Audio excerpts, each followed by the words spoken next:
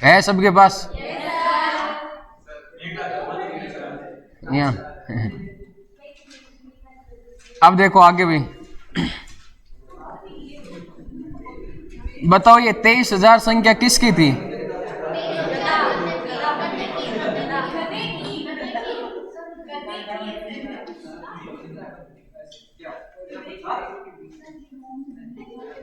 तेईस हजार जो संख्या ये किसकी है? गधे की है ना।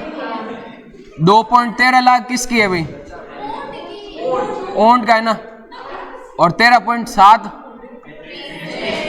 34,000, 20.8 मिलियन, 7.9 और 13.9। नंबर याद रहेगा सभी। एक बार देखो, जो भी डेट थी ना वो मैं वापस बता रहा हूं। एक तो सबसे पहले जो डेट आपको पता रखनी है वो याद रखनी है 1919 और 1920। इनमें क्या हुआ था अभी? 1919 और 1920 में प्रथम पशु गणना शुरुआत हुई थी। इसके बाद में आती है हमारे पास 1949, 1 अप्रैल 1949 क्या हुआ था अभी? राजस्व मंडल अजमेर में यहाँ पे इसकी स्थापना की गई थी। उसके बाद में 1951 क्या हुआ? तो 1951 के स्वतंत्र भारत की प्रथम पशु गणना हुई थी। फिर हाँ, और उसके बाद में 1957 पशुपालन विभाग की स्थापना जयपुर के अंदर है ये। फिर नेक्स्ट ध्यान में रखना यहाँ पे 2007 की जो पशु गणना है ना, ये 2007 की पशु गणना नस्ल आधारित पहली पशु गणना थी। 2007 की जो पशु गणना थी वो नस्ल आधारित थी, ध्यान में रखना। ये लिखवा दूंगा मैं आज। और ये आपके ध्यान में रखना यहाँ पे कौन से नंबर की थी? अभी वर्तमान की जो 2019 के अंदर हुई थी वो 20वीं। इससे पहले 2012 में कौन सी? 19वीं से पहले कौन सी? 18वीं। फिर नेक्स्ट ध्यान में रखना यहाँ पे जो 19वीं पशु गणना हुई थी वो 2012 के अंदर हुई थी ना। 19वीं पशु गणना कब हुई थी? 2012 में। और आपको पूछे इस 2012 की पशु गणना के अनुसार टोटल कितने पशु थे यहाँ पे? 57.7 मिलियन, इतने ही तो पशु थे। फिर नेक्स्ट ध्यान में रखना यहाँ पे 2019 के अंदर जो पशु गणना हुई थी कौन सी हुई थी? 20वीं। और इस पशु गणना के अनुसार टोटल पशु कितने थे? 56.8 मिलियन पशु थे। अब यहां से यहां तक अगर आपको पूछे कितनी कमी हुई है? 9.31 लाख पशुओं की कमी हुई है। और परसेंटेज के अंदर पूछे तो 1.61% कमी हुई है। ये जो हमारे पास 56.8 मिलियन है ना, ये टोटल भारत का कितना परसेंट है बताओ? 10.60% ही तो है ना। मतलब टोटल भारत में जो पशुधन है उसका राजस्थान में ये पशुधन का कितना हिस्सा है? यहाँ पे 10.60% है यहाँ पे। फिर नेक्स्ट हमने देखा तभी यहाँ पे पहले पशुधन के अंदर भारत में पहला स्थान किसका है? यूपी का। और दूसरा स्थान किसका है? हमें राजस्थान के संदर्भ में याद रखना है यहाँ पे, ठीक है ना। बाकी भारत की पशु गणना है वो आप भूगोल के अंदर पढ़ते रहोगे वहां पे अलग से, तो हमें सिर्फ राजस्थान का यहाँ पे ध्यान में रखना है। अब इसके अलावा ध्यान में रखना कि भी हमारे पास में टोटल हमने आंकड़े पढ़े थे, जैसे कि यहाँ पे भैंस, गाय, बकरी और भेड़, इनका आंकड़ा मैंने पहले ही बता दिया था आपको, पहले याद करवाया था। अब ध्यान में रखना, इसमें अगर आपसे पूछे कि भी राजस्थान का पहला स्थान किसकी दृष्टि से है?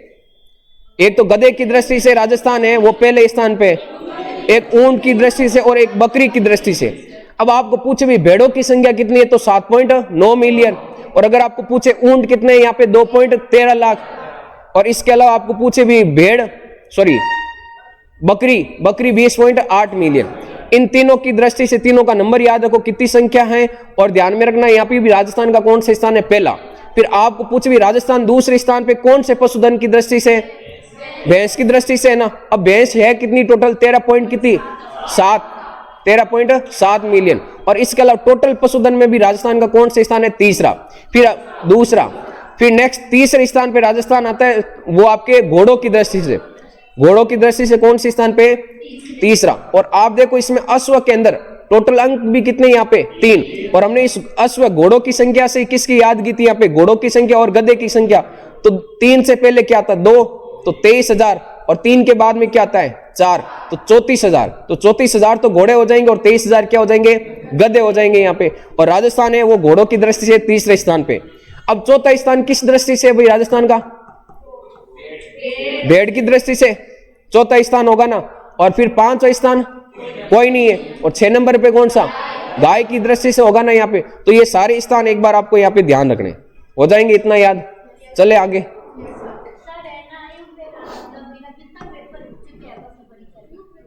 लगभग 2 हुए हैं। हाँ, एक तो ये 2016 या 17 के आसपास हुआ था, और इससे पहले एक 2012 के पास या 13 के पास आसपास था। एक तो भेज दिया मैंने, दूसरा पेपर भी वो मैं भेज दूंगा आज, क्योंकि पहले आरपीएससी पेपर अपलोड नहीं करती थी सारे, अब सारे पेपर अपलोड करती है साइट पे, इसलिए बाकी वाला मिला नहीं। चले आगे, अरे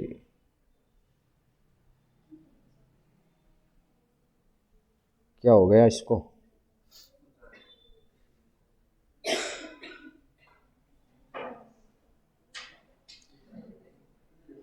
आगे लिखो भी साथ में आप, है ना।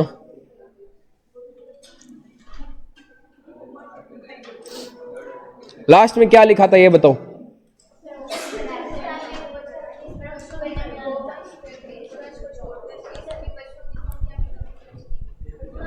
मतलब भैंस वंश और गोवंश इन 2 के अंदर वृद्धि दर्ज की गई थी, लेकिन बाकी सभी पशुओं के अंदर कमी दर्ज की हुई है, ध्यान रखना।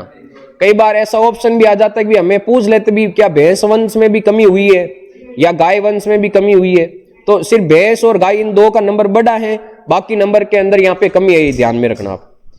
अब भारत के अंदर भी कुछ पशु हैं, तो उनकी दृष्टि से देखते हैं भी भारत में कौन सा राज्य आपके किस पशुधन की दृष्टि से पहले स्थान पे या दूसरे स्थान पे कौन सा, तीसरा स्थान कौन सा है। तो पशुधन की दृष्टि से,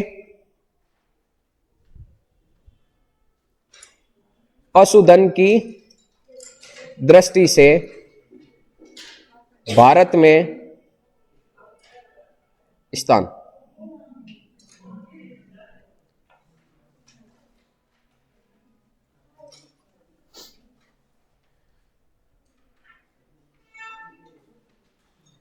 पहले आप ये एक लाइन के अंदर गाय का लिख लो, भैंस का लिखो, फिर आगे बताऊंगा कौन सा राज्य किस में आपके पहले या दूसरे नंबर पे है। भेड़, और ज्यादातर पहले स्थान वाले हमें याद रखना होता है यहाँ पे। बकरी, वो सिर्फ राजस्थान है, राजस्थान कौन से स्थान पे उनमें। अब यहां पे हम देखेंगे गाय की दृष्टि से कौन सा राज्य पहले स्थान पे है, भारत। पशुधन की दृष्टि से भारत में स्थान, बाकी वालों स्टेट का भी पढ़ना पड़ेगा थोड़ा, में पहला स्थान ध्यान रखना है। गधा, और एक ध्यान रखना आपको ऊंट का।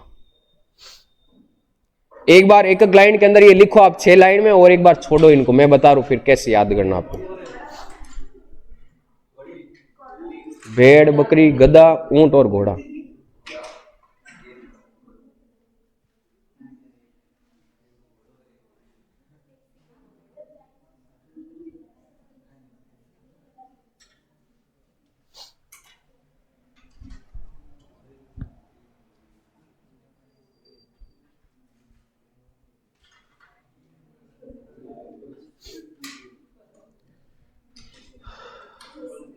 लिख लिया ये, है एक लाइन में, फिर आगे नंबर लगाऊंगा कौन सा राज्य पहले स्थान पे इनमें।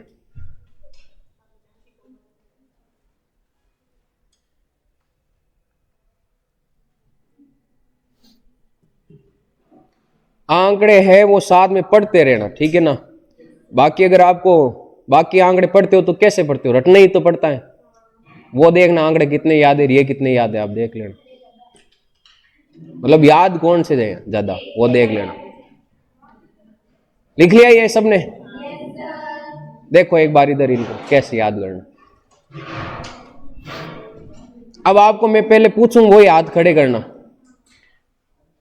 बकरी की दृष्टि से कौन सा राज्य पहले स्थान पे, किस किस को पता है, हाथ खड़े करो। बकरी की दृष्टि से पहले स्थान पे कौन सा राज्य है?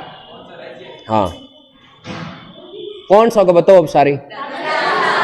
तो क्या याद करने की जरूरत पड़ेगी इसको? पहले पहले स्थान के लिख रहे हैं, ध्यान में रखना। बकरी है, इसमें ध्यान में रखना राजस्थान का प्रथम स्थान, या राजस्थान है वो प्रथम स्थान पर। अब तो गधे की दृष्टि से राजस्थान होगा फर्स्ट स्थान पर। बताओ ऊंट की दृष्टि से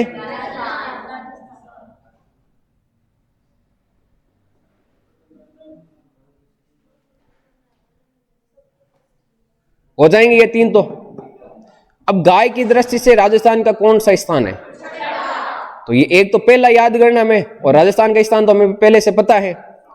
अब गाय के अंदर आपको ध्यान में रखना कि भी ये जो गाय है ना, अब दीदी के नाम से हम जो जानते हैं, सही पश्चिम बंगाल में जानते हैं ना, कौन है?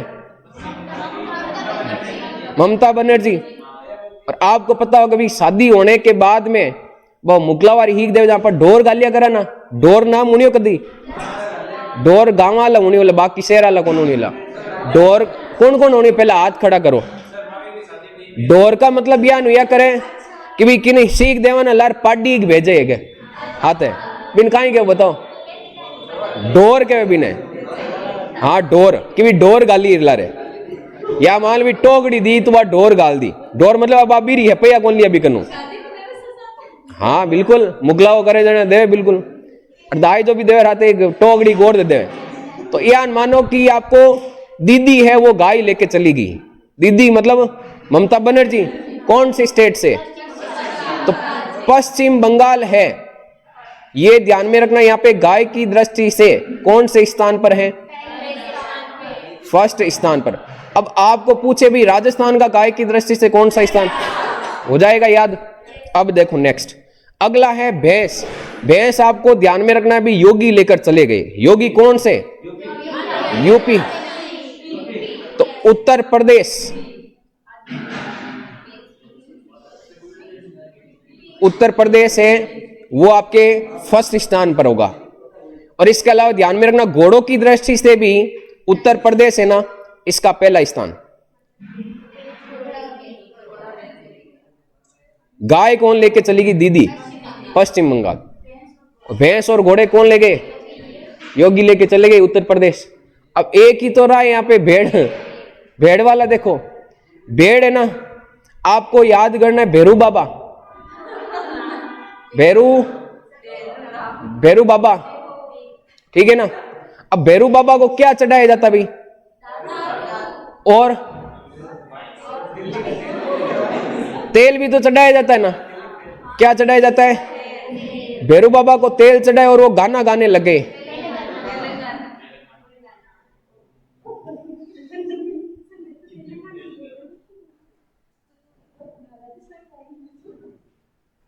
अब देखो एक बार मैं फिर से आपसे पूछ रहा हूं,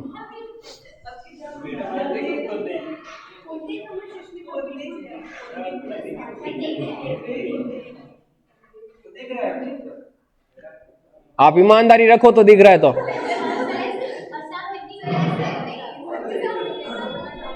अब इधर देखो आप, सबसे पहले बकरी की दृष्टि से राजस्थान का कौन सा स्थान है? पहला स्थान। भेड़ की दृष्टि से राजस्थान का कौन सा स्थान है? पहले स्थान पे कौन है? और भैंस की दृष्टि से राजस्थान का कौन सा स्थान है? राजस्थान का ध्यान रखना। और पहले स्थान पे कौन? और घोड़ों की दृष्टि से राजस्थान का कौन सा स्थान? पहले स्थान पे कौन? और गाय की दृष्टि से राजस्थान का कौन सा स्थान? पहले स्थान पे कौन? हो जाएगा याद। अब लिखो ये,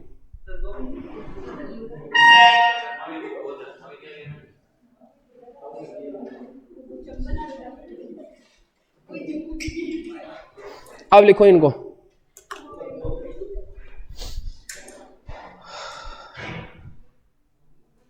महावीर बता कौन सी शैली में कदम का वृक्ष मिलता है?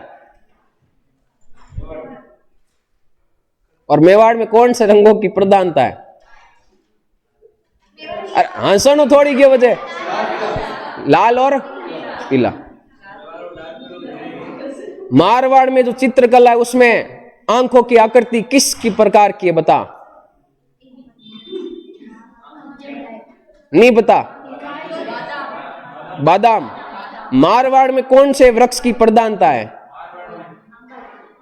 आम। मारवाड़ में जो भी लोग आते वो आम हो जाते हैं।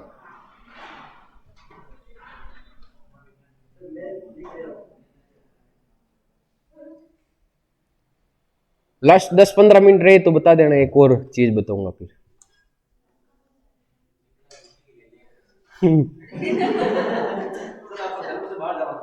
हैं? ठीक है, कौन करूं? आ लिया, देख ले।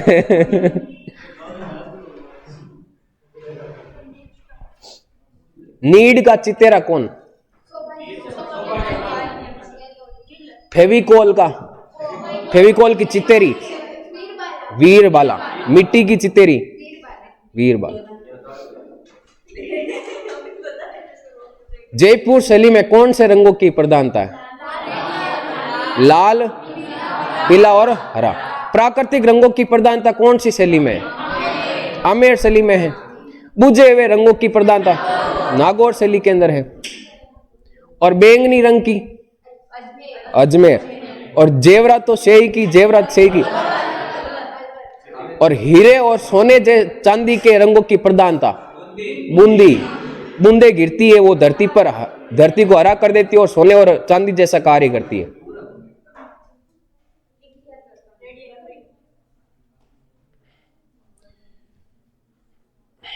ये सारे आंकड़े 20वीं पशु गणना के अनुसार ही है। तो सबसे पहले हेडिंग डाल रखी भी नवीनतम पशु गणना।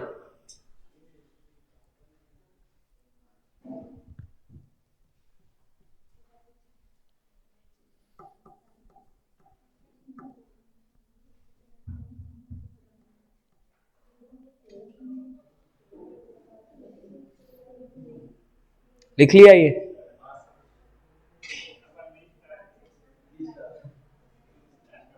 रीस्टार्ट।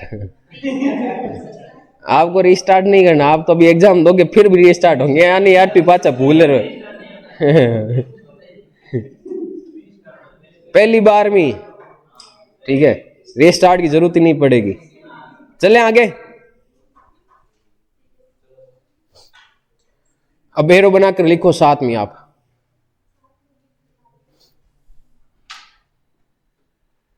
ये इसमें लिखवा दिया क्या मैंने भी? 20 पशु गणना पूर्णतः डिजिटल आधारित थी। चलो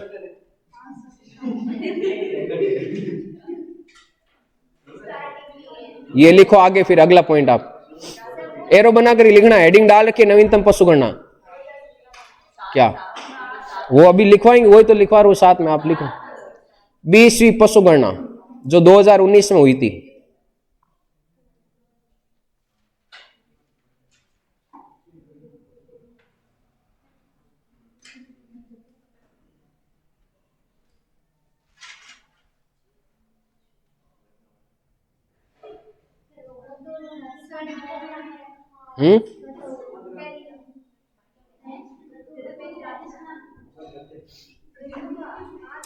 राजस्थान ही पहला स्थान। हम पहले स्थान का लिख रहे हैं सबका।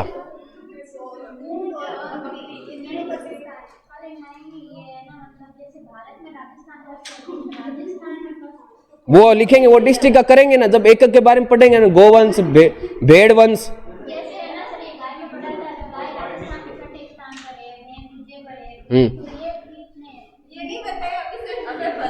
देख, अरे हाँ मुझे पता है तेरा डाउट क्या है, वो मैं बता देता हूँ। ये बाकी में जैसे कि हमने लिखा यहाँ पे गाय, वो पश्चिम बंगाल है पहले स्थान पे। तो हम भारत में लिख रहे भी, भारत में पहले स्थान पे कौन सा है? अरे हाँ, अब तू सोच रही है कि इसमें और कौन से राज्य आएंगे दूसरे?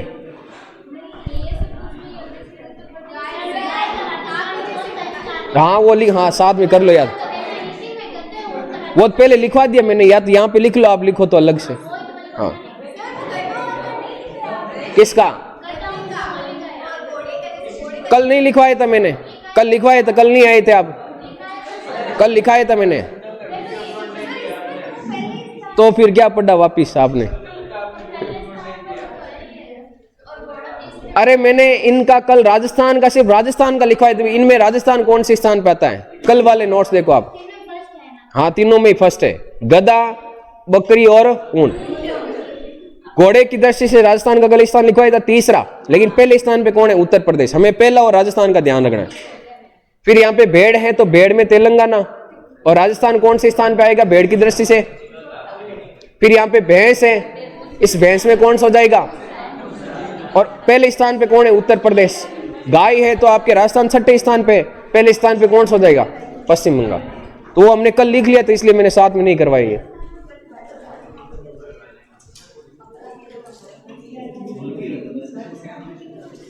20वीं पशुगणना में प्रत्येक जिले में पशुगणना अधिकारी के रूप में, पशुगणना अधिकारी के रूप में जिला कलेक्टर को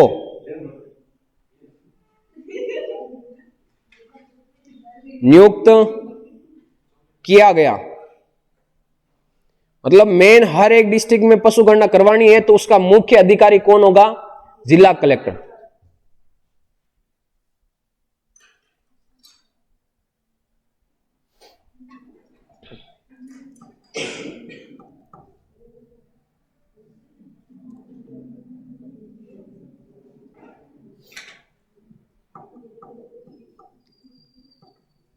अब अगला जो पॉइंट लिखवा रहा हूं ना, पहले उसको देखना है मैं जो पॉइंट लिखवा रहा हूं।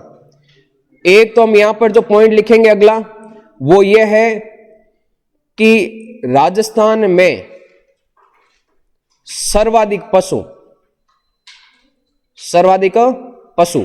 अब कि कोई स्पेशल पशु की बात नहीं कर रहे हैं, एक बार सारे साथ में डिटेल लिख रहे हैं, फिर एक एक के बारे में पढ़ेंगे, गाय भैंस के बारे में, वहां पे लिखेंगे उनमें कौन सा स्थान है। एक बार इतना बता रहा हूं, राजस्थान में सर्वाधिक पशु, तो इसमें कोई स्थान थोड़ा लिखेंगे, जिले का नाम ही तो लिखेंगे ना। और एक हम यहां पे लिखेंगे राजस्थान में कम पशु, या सबसे कम पशु कौन से जिले में। अब आप बताओ कि भी पशुओं के अंदर पशुओं को रखते कहां पर? ज्यादातर बाड़ा में तो रखा, तो बाड़मेर। सबसे ज्यादा पशु कहां पे हो जाएंगे? अब आप ये बताओ कि जितने भी पशु है ना, तो उन पशुओं के अंदर आप देखोगे भी धोड़ा पशु हल्ला है या फिर काला पशु हल्ला है, तो मतलब धोड़ा कम है ना, धोड़ा कम है, तो धोड़ा से कम, कम का मतलब धौलपुर हो जाएगा याद। राजस्थान में 2 जिले, बाड़मेर और धौलपुर, ये सेम ही डिस्ट्रिक्ट आगे हम पढ़ेंगे, और वंश गाय का या भेड़ का उसके अंदर और आएगा, तो वहां पर भी हम ऐसे रिलेट करके पढ़ेंगे। तो ध्यान में रखना, राजस्थान में सर्वाधिक पशु बाड़मेर में, और सबसे कम कहां पे हो जाएंगे? धौलपुर। ये लिखो साथ में। हाँ मतलब प्रत्येक जिले में पशुगणना का मुख्य अधिकारी किसको नियुक्त किया कि भाई आपकी देखरेख में ये पशुगणना होनी चाहिए, आप मेन उसको, जिला कलेक्टर को मेन मुख्य अधिकारी बना गए। साथ में लिखना अगला पॉइंट इसमें, राजस्थान की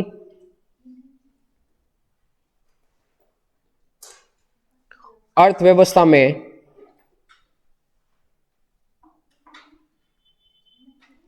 पशुपालन का 10% से अधिक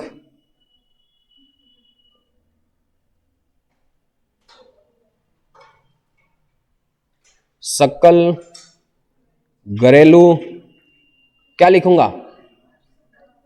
सकल घरेलू हिंसा उत्पाद सकल घरेलू उत्पाद कर दो आप, शक्कर नहीं सकल, या फिर आय में योगदान है। मतलब भारत की अर्थव्यवस्था में राजस्थान की अर्थव्यवस्था जो पशुधन से हमें प्राप्त होती है उसका कितना % से अधिक है? 10% से अधिक।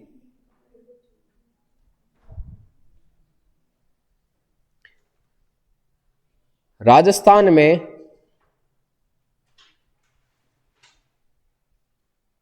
पशु घनत्व 169 प्रति वर्ग किलोमीटर।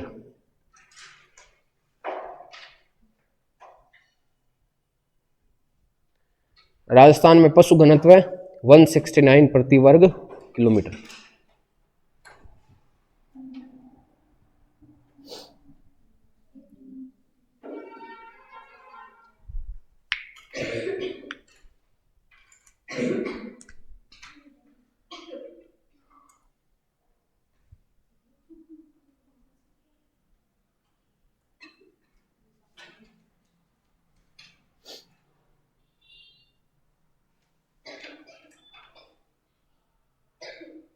ये थोड़ा आप जो पेन चेंज करते हो तो ये अलग पेन से लिखना, आप अब उसी में नवीनतम पशु गणना में, लेकिन अलग पेन से लिखना। राजस्थान में देश का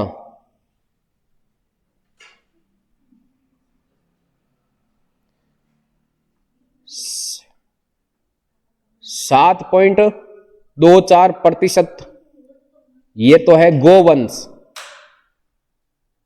मतलब टोटल भारत में अंदर जो गायें हैं उसमें से राजस्थान की गायों का कितना परसेंट है? 7.24। इसके बाद में 12.47% है, ये है भैंस। फिर 14% है, ये ध्यान में रखना, बकरियां।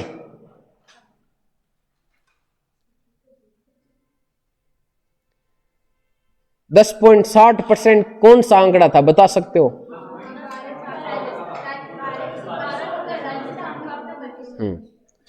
तो आपको यहां पर 10.64% ध्यान रखना है, ये हो जाएगा आपके भेड़ इतना परसेंट है। और 84.43% है ये ऊंट का। घोड़े का वो नहीं दे रखा है, मिला नहीं है, ठीक है। तो आपको मुख्य रूप से ये 6 ध्यान में रखने। ज्यादातर आंकड़े आपको गोवंश, भेड़, बकरियां इनका ही पूछा जाएगा, ऊंट का। राजस्थान में देश का 7.24% तो गोवंश। आपको गोवंश का याद ऐसे रखना है कि 24 घंटे गायों को साथ में रखना है, तो 7.24। बाकी का मैं नहीं बताऊंगा, बाकी आपको पढ़ना, बाकी का कल बताऊंगा। यूं ही थोड़ी भी डायरेक्ट जादू हो गया।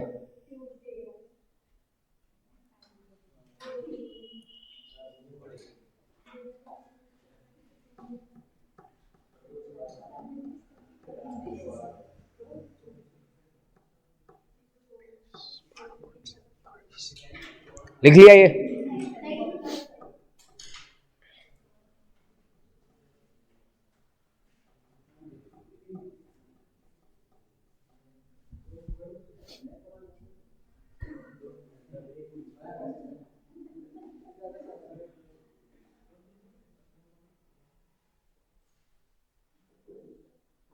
फिर नेक्स्ट लाइन में एरो बना के 2007 की कौन सी पशु गणना थी? 18वीं पशु गणना। ये प्रथम बार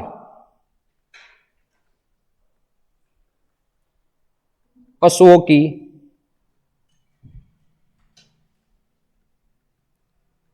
नस्ल पर आधारित थी।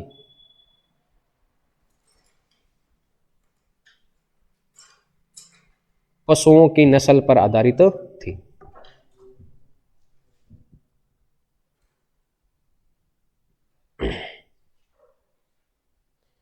बताओ 2012 से 2019 के अंदर जो पशु गणना हुई, उस पशु गणना में वृद्धि की गई या कमी की गई?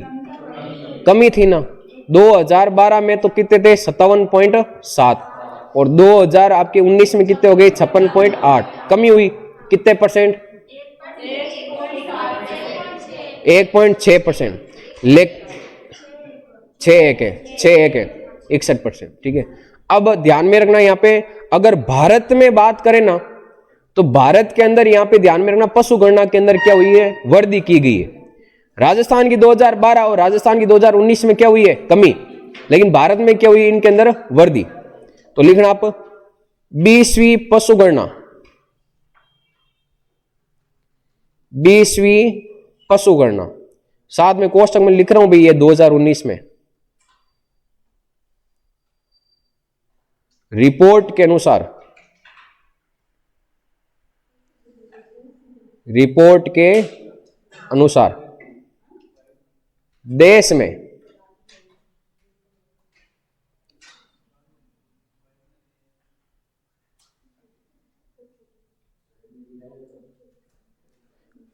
में कुल पशुधन में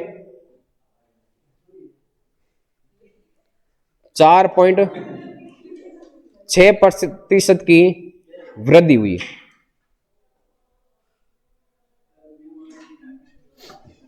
4.6% की वृद्धि हुई। अब आप ये सोच के बताओ कि जब राजस्थान के अंदर पशु गणना की जा रही है तो क्या उस समय बाकी स्टेट के अंदर भी पशु गणना स्टार्ट होगी क्या? होगी ना, तभी तो आंकड़े भी आ रहे हैं। साथ में तो की जाएगी पूरे भारत की पशु गणना। तो भारत की पशु गणना में यहाँ पे कितने % वृद्धि हुई है? 4.6। लेकिन सिर्फ राजस्थान की पशु गणना के अंदर कमी हुई है, ध्यान रखना।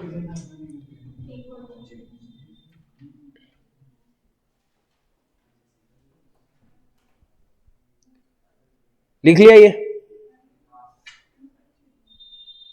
अगला पॉइंट लिखना है, भारत में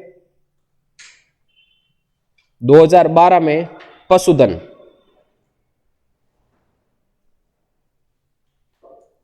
512 मिलियन। राजस्थान में कितने थे 2012 में? 57.7। यहां पे कितने? 512 मिलियन, ध्यान रखना, 512 मिलियन। भारत का आंकड़ा है ये, दोनों तीनों लाइन ध्यान रखना। वर्ष 2019 में पशुधन, ये भी भारत में 535.78 मिलियन।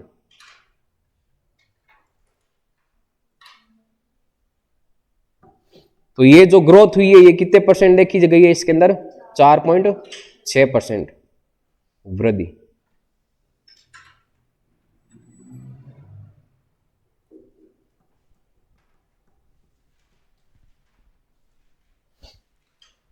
वो लाइन लिखवा दी क्या मैंने आपको कि भैंस और गोवंश में वृद्धि हुई है, बाकी सभी के अंदर कमी हुई है? लिखवा दी ना?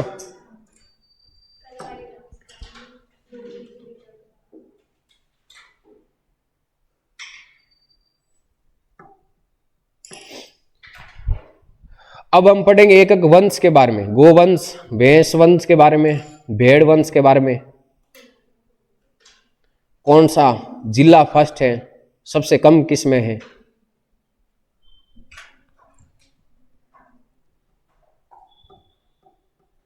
चले आगे। अब सबसे पहले आप हेडिंग डाल दो गोवंश। हेडिंग डाल के कॉपी को एक बार साइड में रखो।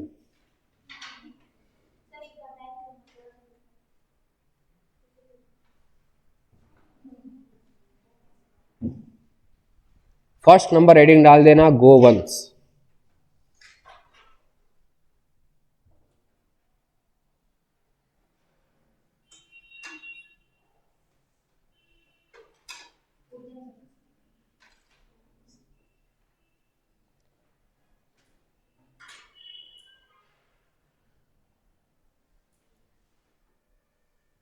बताओ नूरुद्दीन है ना, किस चित्रकला से संबंधित है? नूरुद्दीन, हाँ नूरुद्दीन।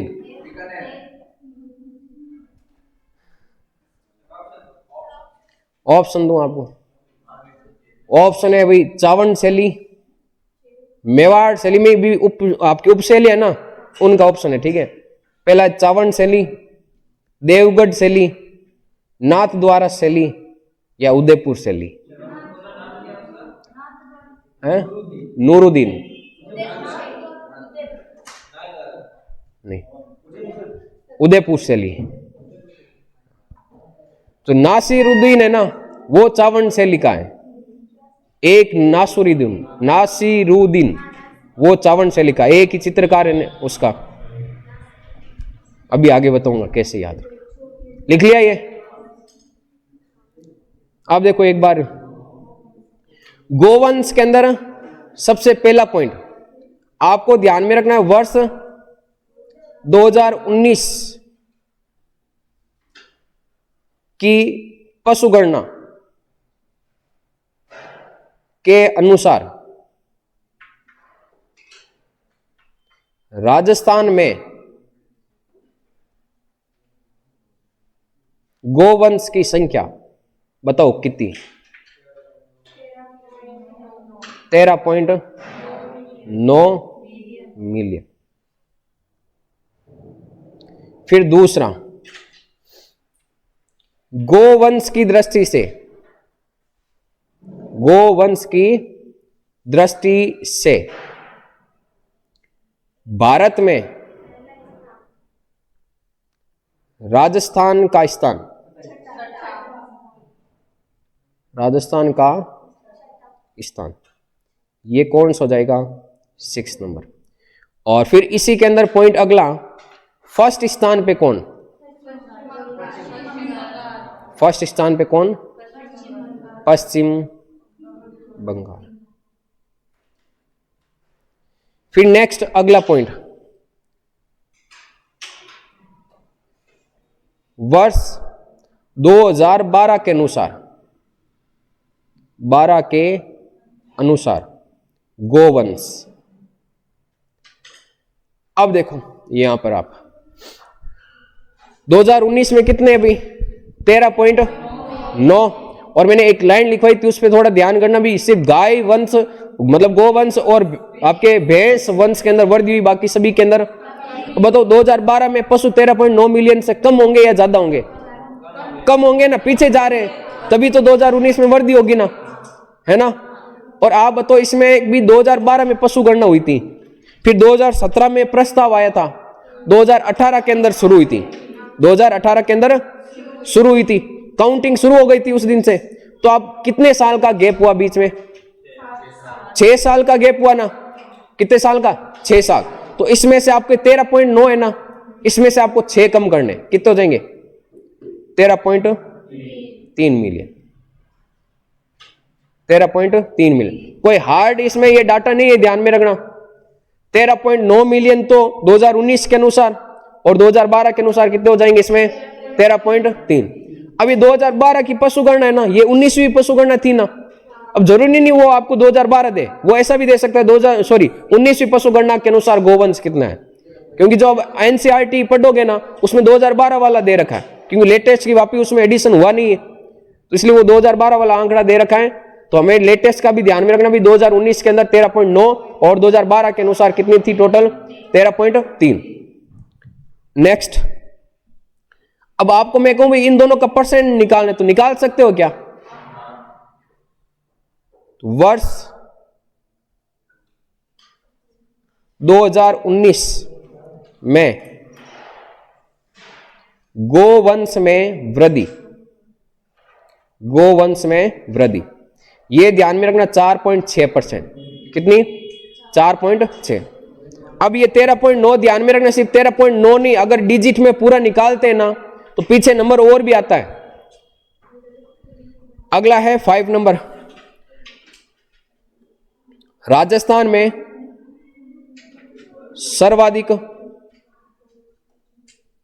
गोवंश और सबसे कम। अब बताओ गाय कैसी है? और मैंने कहा था धोड़े पशु क्या है? कम। तो बताओ सबसे कम कहां पे?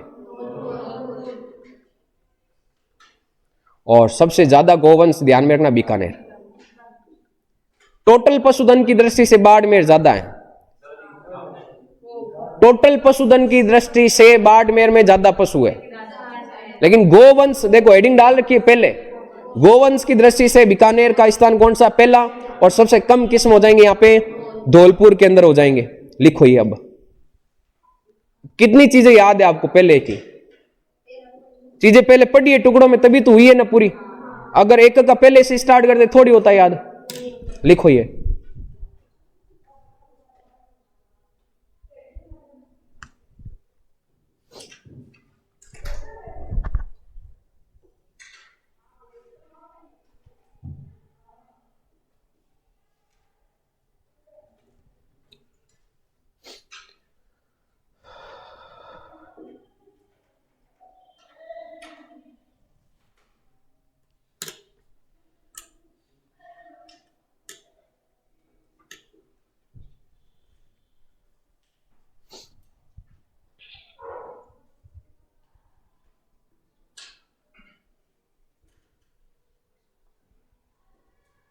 बैजनाथ, केवला और चोखा कौन सी शैली से संबंधित है ये चित्रकार? बैजनाथ, केवला और चोखा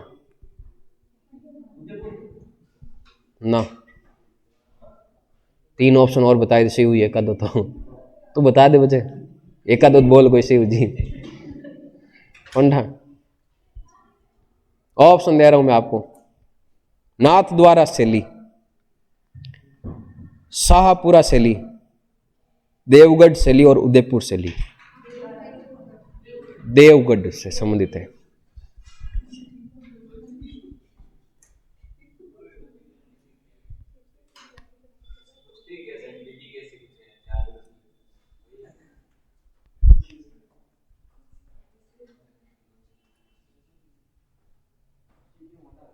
कहां से पढ़ा ये बीबी कैसी? किससे पहले बता, तो भी किससे पढ़ा? बीबी कैसी है ना।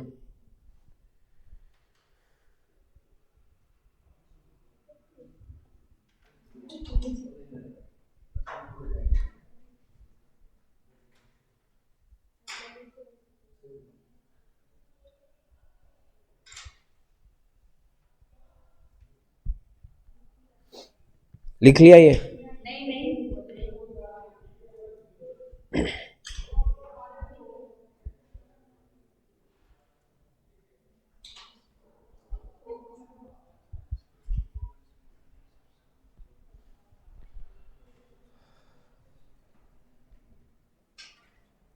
सबको डिटेल याद होनी चाहिए, कल पूछूंगा एक को खड़ा करके।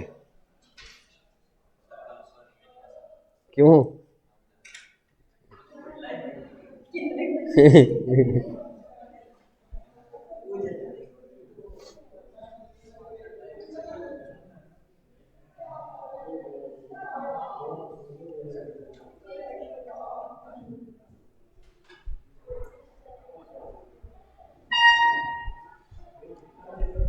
लिखो लिखो, फिर एक और खतरनाक चीज याद करवा रहा हूं।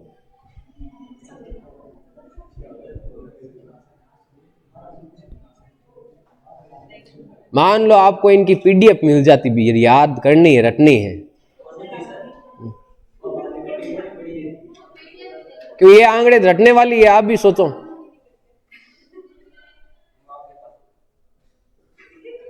ठेको है अगर कि मेरे पास आ जाते।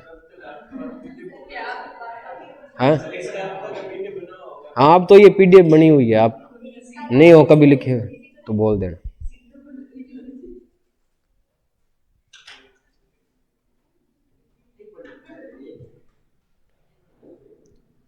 अरे लिख लिया क्या? चले आगे।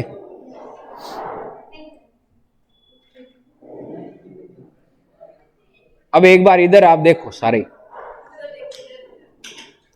मतलब सिर्फ बोर्ड की तरफ, मेरी तरफ नहीं।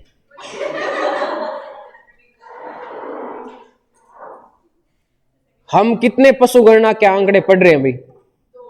2 के पढ़ रहे हैं ना। एक तो कौन सी पशु गणना कब हुई थी ये, और एक कौन सी पढ़ रहे हैं, ये कब हुई थी? ठीक है,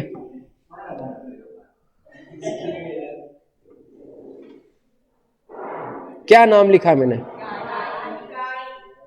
बताओ? 2019 की पशु गणना के अनुसार गायों की संख्या कितनी है?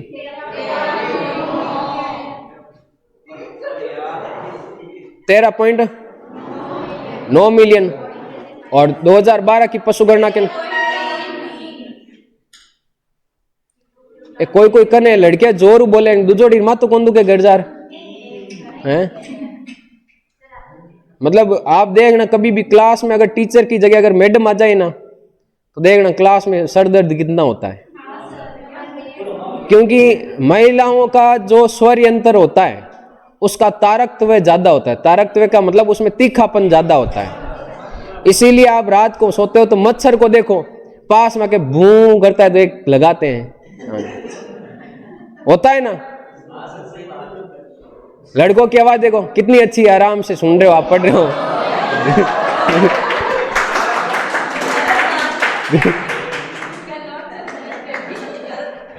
ईवास में पिछले कुछ दिनों से आपकी क्लास में पिछले कुछ दिनों से दो चीजें नोटिस कर रहा हूं। एक चीज तो ये नोटिस की भी मावी लड़कियों के पास में बैठना छोड़ दिया, और दूसरी चीज ये नोटिस की भी उसने सुरेंद्र भी साइड में बैठना शुरू कर दिया।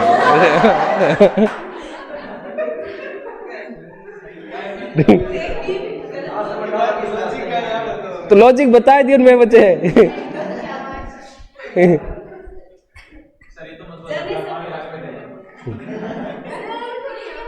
क्या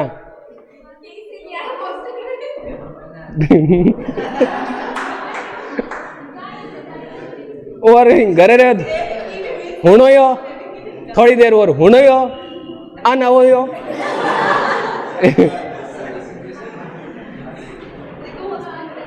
अब देखो इधर, आप इसमें कितने ऐड करोगे भी यहां पे? मान लो कि भी ये 133 लाख, अगर लाख में कन्वर्ट करेंगे तो यही होगा ना। जूम कैसे हो गया? एक मिनट, उसको वापिस एडजस्ट करना पड़ेगा।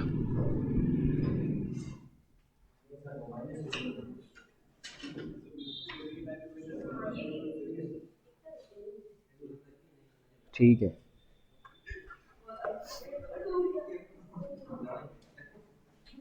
अरे ये पेन रुक जा तू।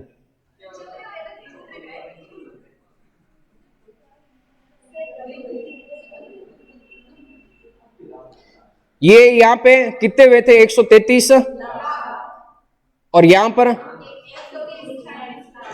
सिस्टम बताया था मैंने लाख वाला, कितने बड़े वर्दी हुई थी। अब आपको पूछे भी यहां पे कितने परसेंट वर्दी हुई है? 6%, 4.6% की वर्दी हुई।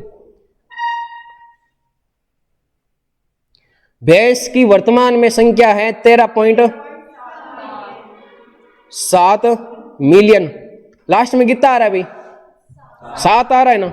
अगर इसको लाख में कन्वर्ट करेंगे तुम यहां पे करेंगे तो यही तो होगा नंबर। मैंने कहा था कि भी भैंस और गाय इन दो के अंदर वर्दी हुई है, बाकी सब के अंदर क्या हुई है? अब इसमें बताओ लास्ट में कितना आ रहा है? तो मतलब यहां से अगर जाएंगे तो यहां पे +7 ही तो हुआ है ना। तो बताओ यहां पर कितनी संख्या होगी? बताओ 130 लाख। और अगर 130 लाख को अगर मिलियन में कन्वर्ट करेंगे तो क्या होगा? बताओ 13.0 मिलियन कर दो आप, या 13 मिलियन कर सकते हो। अब बताओ कोई याद करने में प्रॉब्लम होगी क्या आपको? और इसमें जो वर्दी हुई है 7 + 7 लाख ही तो बढ़े हैं यहां पे। तो इसका मतलब यहां पे 4.6 से कुछ ज्यादा ही तो होगा, 4.6 से ज्यादा। और ये ध्यान में रखना 5.5% हो जाएगा याद। भैंस और गाय इन दोनों का साथ में याद रखो, क्योंकि 2019 की पशु गणना थी। इसका आंकड़ा याद है हमें, या तो इधर वाला गणना है। तो उसमें आपको क्या करना है? यहाँ पे ध्यान में रखना 2018 में शुरू हुई तो 6 साल का गैप डाल दो इसमें, मतलब 6 लाख का। और इसमें यहाँ पे ध्यान में रखना 7 है लास्ट में, तो 7 में बढ़ाने तो है, बढ़ाने मतलब 2012 में कम करने और 2019 में बढ़ाने। अब ये लिख लो, लिखो तो, क्योंकि जब भैंस वंश पढ़ेंगे ना हम, वहां पर इनकी चीजों की जरूरत पड़ेगी। गोवंश कंप्लीट है, जो भी डिटेल थी वो मैंने करवा दी। और नस्लों की बात अलग से करेंगे, भी कौन सी नस्लें कौन से डिस्ट्रिक्ट में पाई जाती है, वो नस्लें अलग से करेंगे, उनको यहां पे साथ में नहीं करेंगे।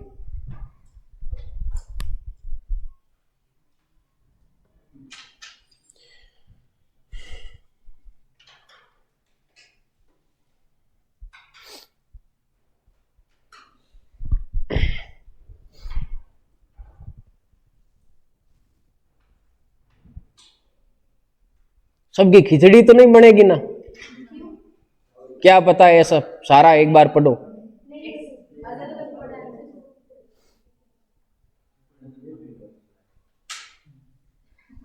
बने जन गाई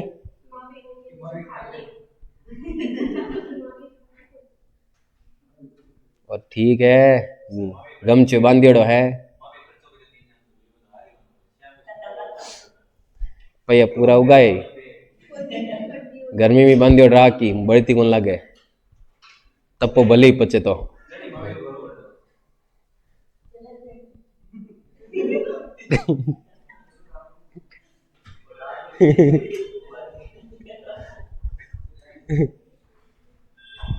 महावीर कोई कुछ भी कहे उनकी नहीं सुननी है, तुझे सिर्फ पढ़ाई पे फोकस करना है, ठीक है।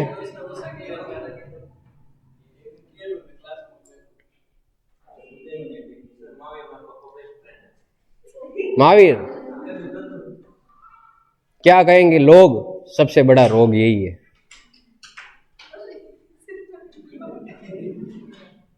मतलब लोगों का काम ही है कहना। आई हो चाय पाई दी किने? महेंद्र ने, तू पाई थनो महेंद्र भाई रताल याद बना। लिख लिया ये? अरे लिखो लिखो।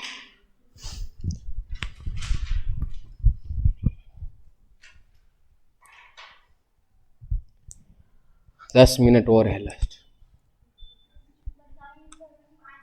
5.5% मतलब वर्दी हुई है, ध्यान रखना।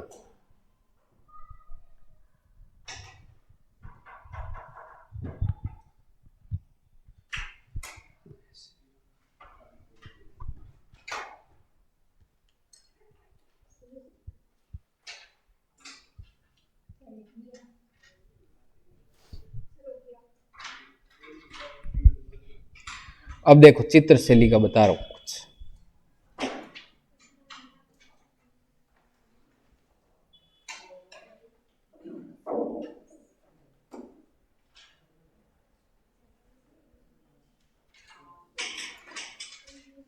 स्कूली तो कहते हैं इनको, है ना, चित्र शैलियों की स्कूल। इनके अंदर उपशैलियां होती है, ध्यान में रखना।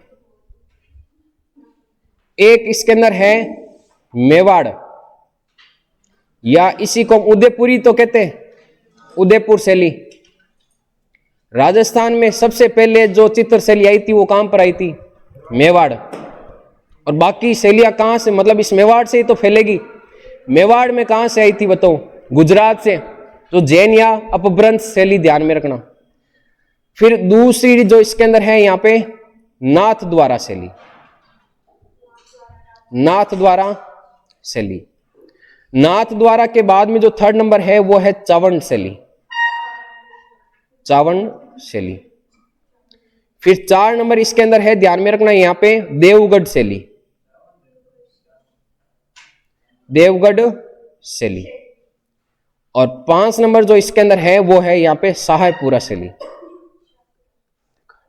पूरी छींक ले लेनी, हाँ निकल जावे लो। हाँ दादी छींक लेती जी दो बस आग होनी तो क्या, हाँ छींक आई तो है डोगरी ने। देखो माई कोई तेज कन्ने तो कोई बैठ तो घुट जा तो कर दो। देखो शाहपुरा शैली है ना, सबसे पहले आपको ध्यान में रखना, शाहपुरा शैली के अंदर जितने भी नाम मिलेंगे ना, लगभग उन नाम के पीछे आपको जोशी नाम मिलेगा। कौन सा नाम मिलेगा?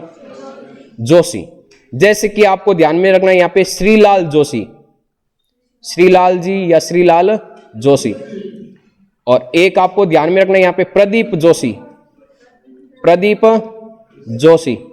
और एक आपको ध्यान में रखना यहां पे पार्वती जोशी, पार्वती जोशी। पार्वती जोशी के बारे में एक बात और कोई पता है क्या आपको? फड़ चित्रण से रिलेटेड है, पता क्या है बताओ?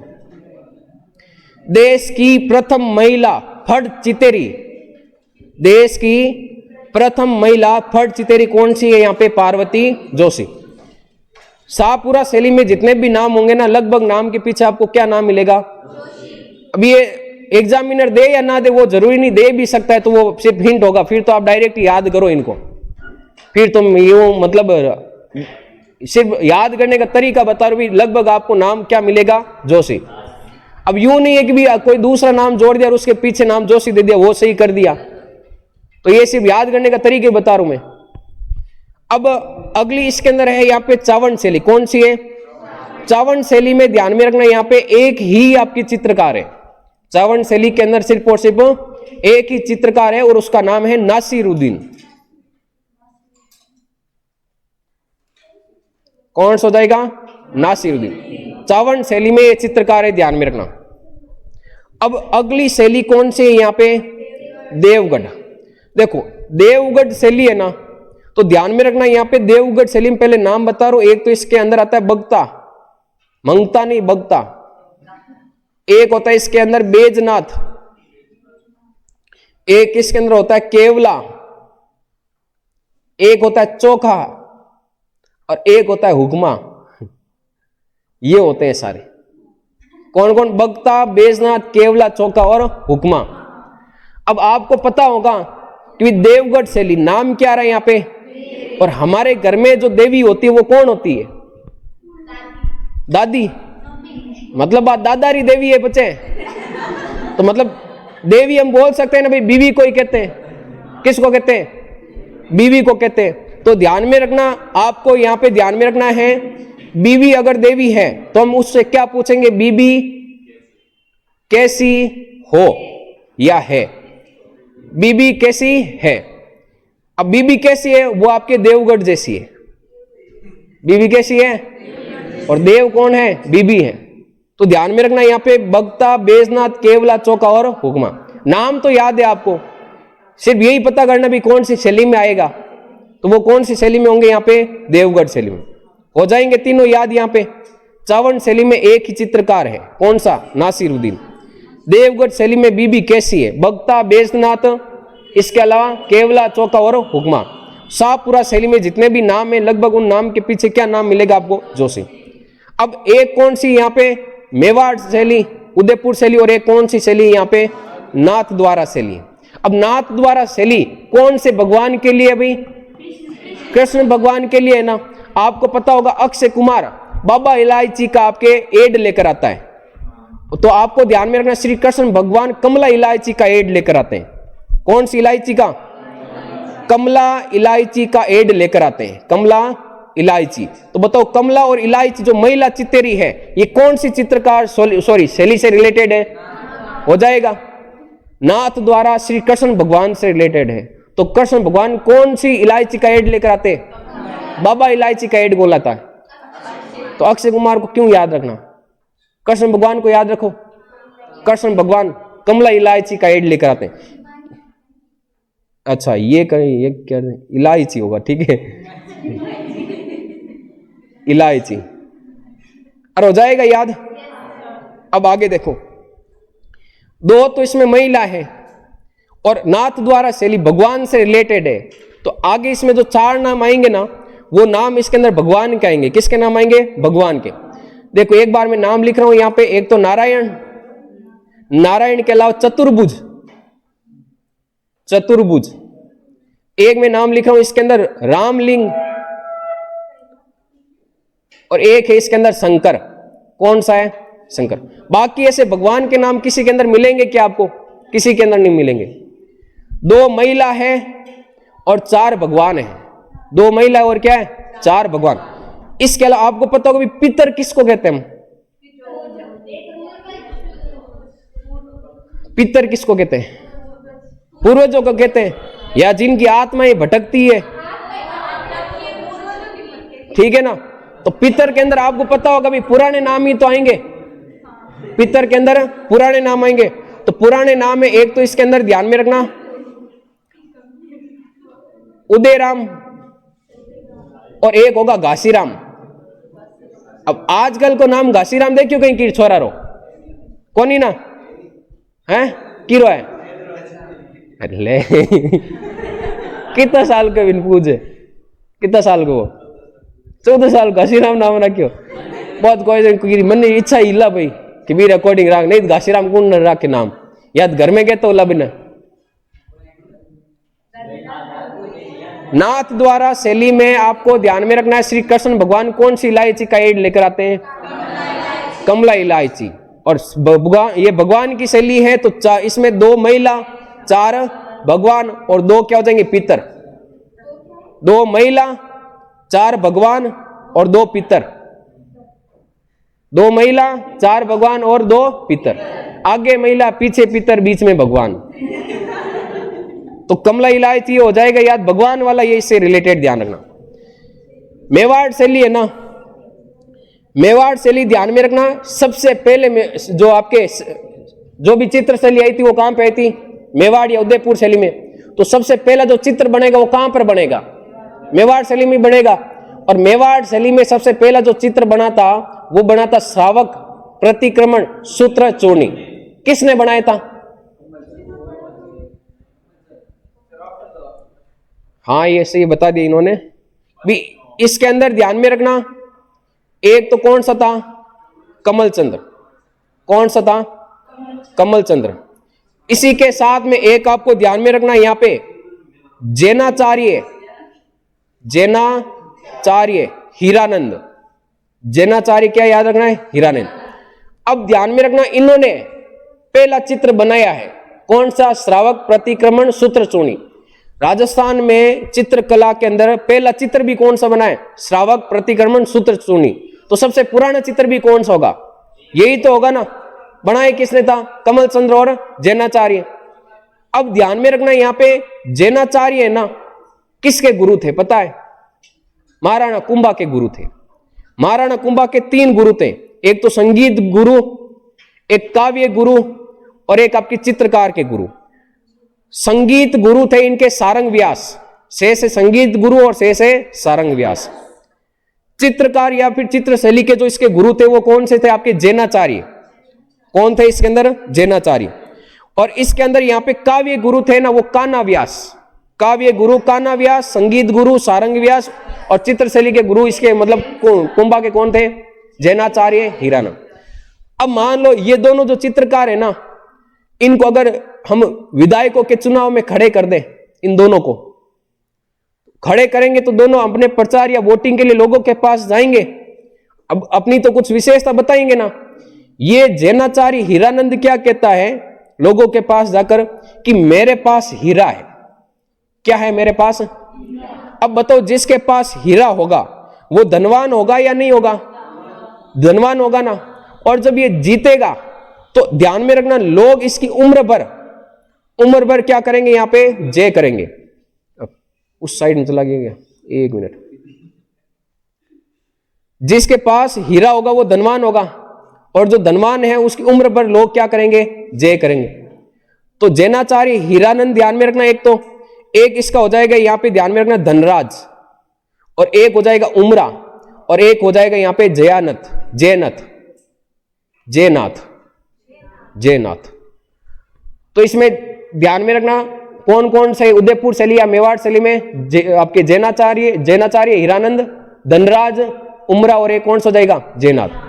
मतलब इसमें जैनाचार्य हीरानंद ने क्या कहा? मेरे पास क्या है? हीरा। हीरा है मतलब मेरे पास क्या है? धन। और जब मैं जीतूंगा तो लोग मेरी जय जय करेंगे उम्र भर। फिर कौन आया यहाँ पे? कमलचंद्र। ये भी लोगों के पास गया, इन्होंने कहा भी मैं कमल का फूल हूं, और कमल का फूल है तो बहुत सुंदर भी तो होगा। सुंदर को हम कहते हैं नूर। क्या कहते हैं? नूर। आपको याद रखना है, नूरू। और इन्होंने कहा भी मैं सभी के मन को हरण करने वाला हूं, मनोहर हूं। कैसा हूं? मनोहर। और जितने भी ये कमल है सबका नूर है, सबका मन का हरण करने वाला है, और सबका साहब है। साहब का मतलब साहिबुद्दीन,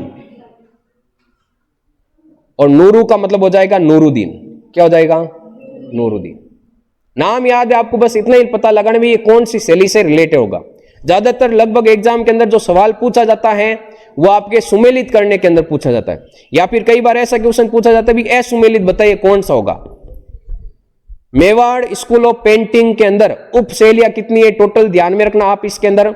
सबसे पहले आप मेवाड़ या उदयपुर शैली, सेकेंड नंबर आप इसके अंदर देवगढ़ याद रखो, फिर चावंड शैली। चावंड शैली के अंदर एक नाथ द्वारा शैली बाद में, और नाथ द्वारा के बाद में सबसे लास्ट में कौन सी शैली? चावंड शैली में एक ही हुआ था, नासिरुद्दीन, एक ही था, इसको कट करो। फिर नाथ द्वारा शैली भगवान की शैली है। भगवान कौन से? कृष्ण भगवान। कृष्ण भगवान क्या करते हैं भी? यहाँ पे कमला इलायची का एड लेकर आते, और इसी के साथ में आपके 4 भगवान के नाम भी आएंगे, चतुर्भुज, शंकर, और एक कौन सा था? और एक कौन सा था? रामलिंग। हो जाएगा याद। और इसके अलावा 2 पितर, घासीराम और उदयराम। हो जाएगा याद। मतलब चावंड शैली होगी और एक आपके नाथ द्वारा। इसके बाद में आप याद रखो शाहपुरा शैली। कौन सी? शाहपुरा में जोशी। देवगढ़ शैली में बीबी कैसी है? बगता, बेचता, चोखा, हुक्मा, और एक और कौन सा रह गया?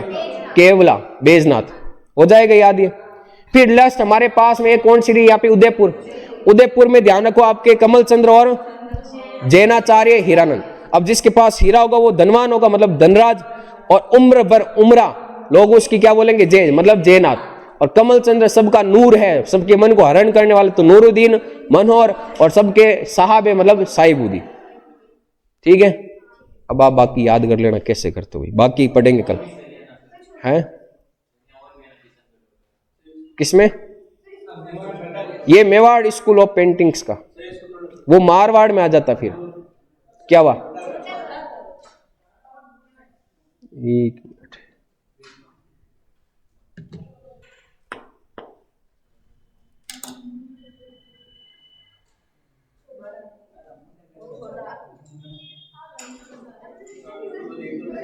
अरे इसमें हो नहीं रहा ये फिक्स।